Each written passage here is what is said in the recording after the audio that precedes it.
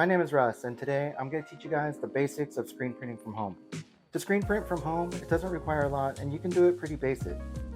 And just as a side note, what I'm going to teach you here can get really good results, but I wouldn't say it's professional. As you go further along in your screen printing journey, there's different tools that make the job easier, but today we're going to start with the basics.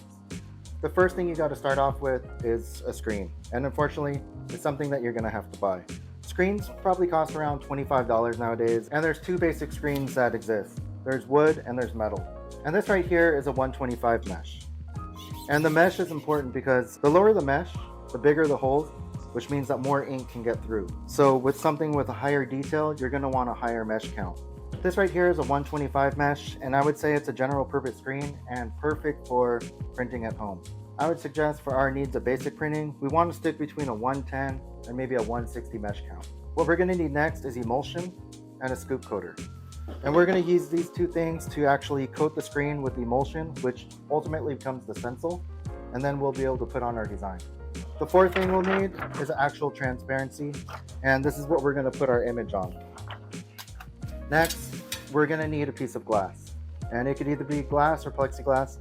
I find that if you go too thin though, the glass ultimately will break, and that just becomes more of a headache. So try to get a good quality glass. You can pick them up at your local hardware store, or you could even go to a thrift store and pull it out of a frame. The last thing we need is a light source, and this right here obviously is super rigged up, but it's going to do the job.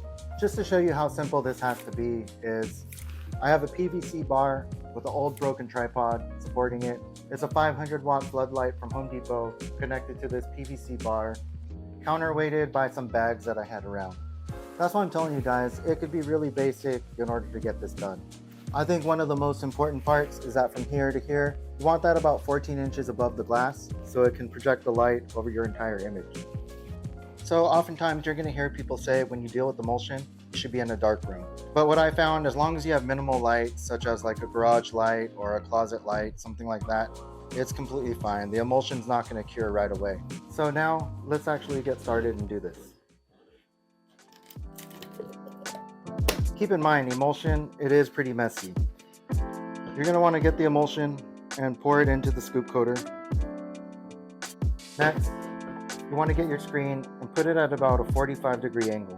You're going to put the scoop coater up next to the screen on the back side, and you're going to let the emulsion just kind of drip down, and then you're going to push forward and pull up. As I go to the top, I like to go back and forth at the end, and that kind of cuts across the emulsion, and that just gives it a clean cut off and I don't spill all over the place. The next step, you're going to get the emulsion and do the other side.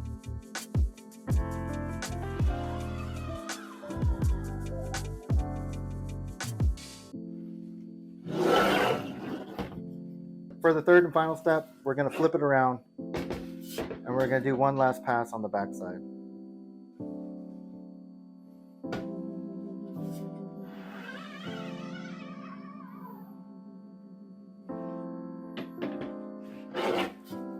Now our screen is fully coated and we can set it out to dry, and I'll show you how to do that. All this extra emulsion that you have in the scoop coater, you can actually put it back and use it again. You're going to want to get a piece of paper or cardboard and get all the remainder and put it back into the container for use later.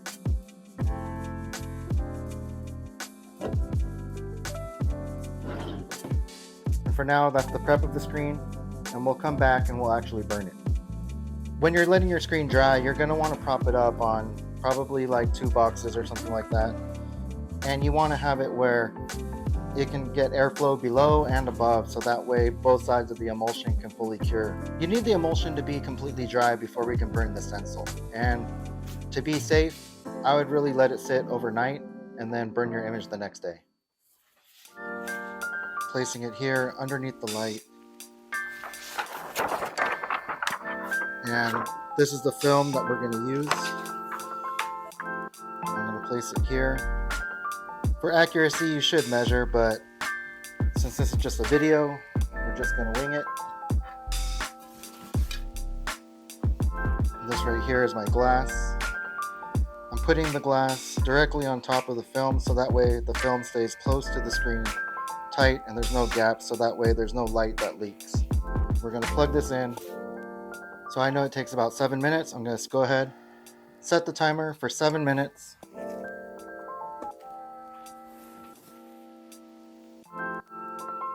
And right now, we just wait.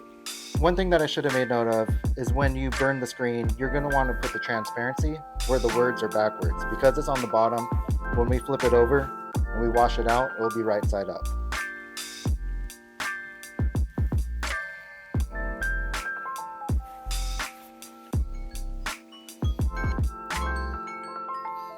Finally, we're all done. Lights off. Let's go wash this out.